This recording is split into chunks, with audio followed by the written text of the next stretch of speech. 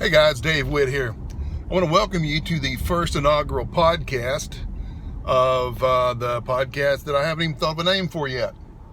But I've wanted to get this going for a couple of years now. I've been in real estate since the middle 80s. I'm a real estate broker.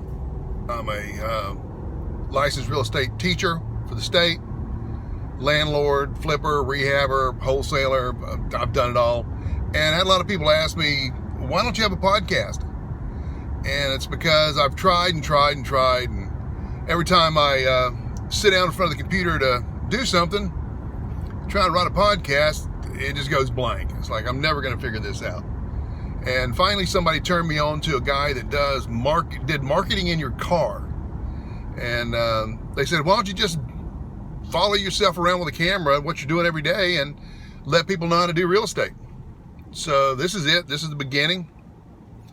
I'm going to try and do one a day, maybe a couple a week, just to get you out there in the world and get you tied into what it takes to be a real estate investor. I have a lot of people ask me, a lot of my students, they say, how can I be a real estate investor? Well, to be a real estate investor, you've got to be a real estate investor all the time. It's not like being invested in stocks where you can buy, 100 shares of AT&T and forget about it. Real estate investing is something you've got to do every single day in your head. You don't necessarily have to do something in it, but it's got to be in your head every day. You've got to be looking for the deals. You've got to be looking for a way to find more motivated sellers.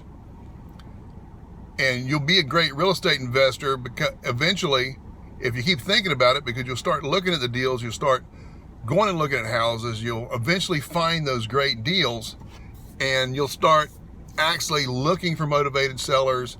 And when you find somebody that's motivated, you won't hesitate. And that's the biggest thing that I see with new real estate investors is their hesitation factor, as I call it.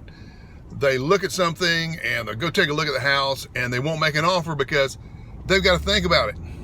They've got to try and get it together in their mind what a good offer would be. Do they offer too, are they going to offer too much?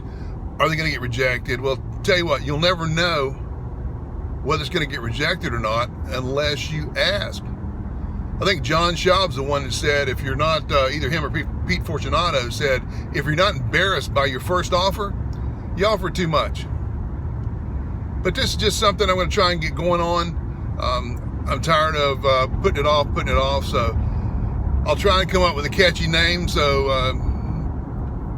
it'll get found on Apple iTunes and places like that. But anyway, wish me luck. I'm going to try and see if I can help some of you guys out and help you get your start in real estate.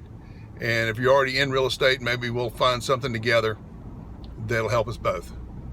All right, well, great day, guys. Like I said, first inaugural podcast. Go get them. Talk to you later. Bye.